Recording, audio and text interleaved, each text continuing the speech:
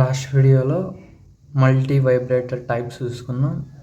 దాని డెఫినేషన్ అనేది చూసుకున్నాం. ఈ వీడియోలో వచ్చేసి ఆ మల్టీ వైబ్రేటర్ టైప్స్ యొక్క explanation, operation, output wave form అన్నీ అనేది క్లియర్గా ఎక్స్ప్లెయిన్ చేసుకుందాం వన్ బై వన్. ఈ వీడియోలో అయితే అస్టేబుల్ మల్టీ వైబ్రేటర్ అంటే ఏంటో చూద్దాం. అస్టేబుల్ మల్టీ వైబ్రేటర్ ఆపరేషన్ అలానే అవుట్పుట్ వేవ్ ఫామ్ అనేది ఈ వీడియోలో చూసుకుందాం. అస్టేబుల్ మల్టీ వైబ్రేటర్ అనేది ఎలా డ్రా చేయాలి అంటే ఫస్ట్ ట్రాన్సిస్టర్ అనేది డ్రా చేయాలి.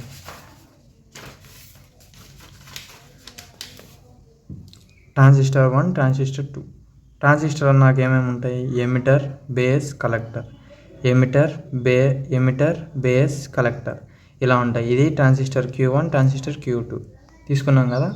ఇప్పుడు ఇక్కడి నుంచి ఇక్కడికి ఇది కెపాసిటర్ C2, మళ్ళీ ఇక్కడి నుంచి ఇక్కడికి కనెక్షన్ కెపాసిటర్ C1. ఓకేనా. ఇదేంది మనకి Q1 ట్రాన్సిస్టర్ కదా, అందుకు ఇక్కడ R1. ఇది Q2 ట్రాన్సిస్టర్ కాబట్టి ఇక్కడ R2. నెక్స్ట్ ఇక్కడ కెపాసిటర్, ఇక్కడ ఏంది C2 కదా. C2 అంటే ఏంది మనకి కలెక్టర్ కాబట్టి ఇక్కడ వచ్చేసి RC2. ఇక్కడ C1 కాబట్టి ఇక్కడ C1 కాబట్టి RC1. ఓకేనా, RC1. ఇక్కడ చూడండి, ఇదేంది, ఇది కలెక్టర్, ఇది ఎమిటర్. దీనికి మధ్యలో ఉన్న వోల్టేజ్ ఏంది? VCE. Collector emitter voltage VCE1, ఎందుకంటే Q1 ట్రాన్సిస్టర్.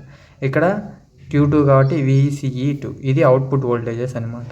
ఇక్కడ ఇన్పుట్లో మనము పల్స్ స్క్వేర్ వేవ్ ఇస్తే ఇక్కడ మనకు స్క్వేర్ వేవ్ అనేది జనరేట్ అవుతుంది. దాన్ని మనం అస్టేబుల్ మల్టీ వైబ్రేటర్ అంటాం. ఓకేనా. వితౌట్ ఎక్స్టర్నల్ ట్రిగరింగ్ అనేది ఇక్కడ ఉండదు. ట్రిగరింగ్ అంటే ఏంటంటే లాస్ట్ వీడియోలో నేను చెప్తున్నాను. ఇప్పుడు ఇక్కడ చూసుకుంటే ఇదనమాట సర్క్యూట్ డయాగ్రామ్. ట్రాన్సిస్టర్స్ ఇక్కడ కలెక్టర్ కాబట్టి RC1, RC2. నెక్స్ట్ ఇక్కడ capacitor C1, C2, R1, R2. Next ground, ఇదనమాట. Next an astable or free running multivibrator is a multivibrator. ఈ అస్టేబుల్ని మనము ఫ్రీ రన్నింగ్ మల్టీ వైబ్రేటర్ అంటాం. Is a multivibrator which has no stable states. ఇక్కడ వచ్చేసి మనకు no stable states ఉంటాయి, అంటే స్టేబుల్ స్టేట్స్ అనేటివి ఉండవు అనమాట. With one of the aid of the external triggering, the output oscillates to quasi-stable states. ఇక్కడ వితౌట్ ఎక్స్టర్నల్ ట్రిగరింగ్ అనేది ఉండదని చెప్పినా కదా, ఇక్కడ ఉండదన్నమాట. When transistor is in of state it collects with have voltage VCC.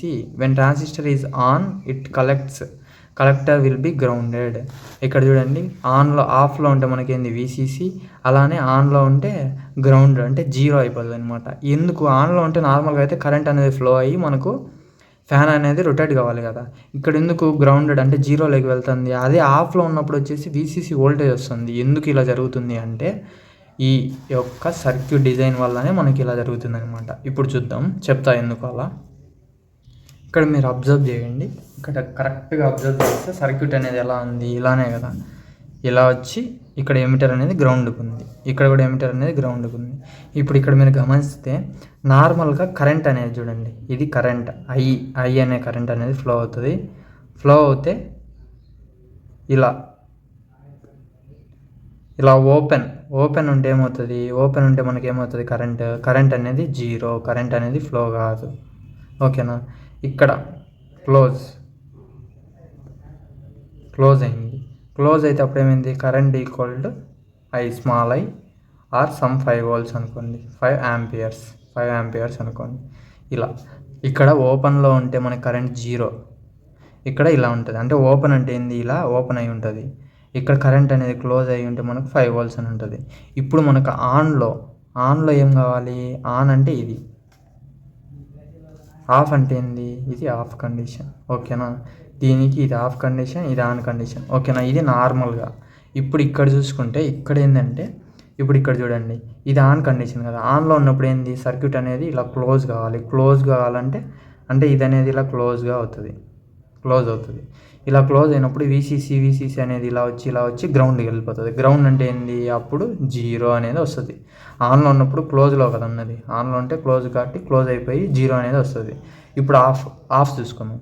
Of అంటే ఏంది? Circuit అనేది ఓపెన్లో ఉంటుంది, అంటే ఓపెన్, దీనికి సంబంధం ఉండదు. ఓపెన్లో ఉంటే ఏమవుద్ది? అప్పుడు VCC అనేది ఓపెన్లో ఉంటే ఇలా వెళ్ళిపోయి బేస్ దగ్గరికి వెళ్ళిపోద్ది. అంటే అప్పుడు ఏమవుతుంది, ఇక్కడ వీసీసీ అనేది వస్తుంది అనమాట. అంటే ఇది వచ్చేసి ఆఫ్ కండిషన్లో వచ్చేసి వీసీసీ వస్తుంది, ఆన్ కండిషన్లో అనేది గ్రౌండ్ కాబట్టి 0 అయిపోద్ది. ఓకేనా, ఇప్పుడు క్లియర్గా అర్థమైంది అనుకుంటా. ఇప్పుడు ఇలానే సేమ్ ఇలానే ఇక్కడ చూడండి, ఇదే కదా ఇక్కడ రాసిన చూడండి, ఆఫ్ కండిషన్లో ఉన్నప్పుడు స్టేట్ చూడు ఇక్కడ Q1 is on off, Q1 అనేది ఆఫ్లో ఉంటే Q2 యాజ్ యూజువల్ ఆన్గా ఉంటుంది. ఆఫ్లో ఉన్నప్పుడు ఏమవుతుంది, ఆఫ్లో ఉన్నప్పుడు చెప్పినా కదా, ఆఫ్లో ఉన్నప్పుడు ఆ వీసీసీ అనేది మనకు ఓపెన్లో ఉంటుంది, ఓపెన్లో ఉన్నప్పుడు బేస్లోకి వెళ్తుంది, అప్పుడు గ్రౌండ్ కాదు కదా, అంటే మనకేమొస్తుంది వీసీసీ వస్తుంది అవుట్పుట్ వోల్టేజ్. నెక్స్ట్ Q2 ఆన్లో ఉన్నప్పుడు అవుతుంది, ఆన్లో ఉన్నప్పుడు అది క్లోజ్ అయిపోయి గ్రౌండ్కి వెళ్తుంది కాబట్టి 0. నెక్స్ట్ సేమ్ ఇది ఆన్ తీసుకుందాం, ఇది ఆఫ్ తీసుకుందాం.